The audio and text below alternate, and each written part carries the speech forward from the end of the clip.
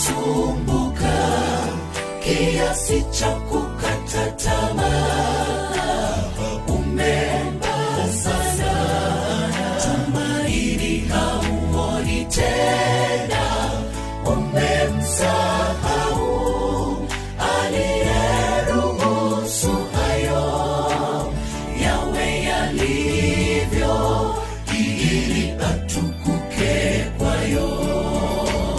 Je, umesumbuka kiasi cha kukata tamaa?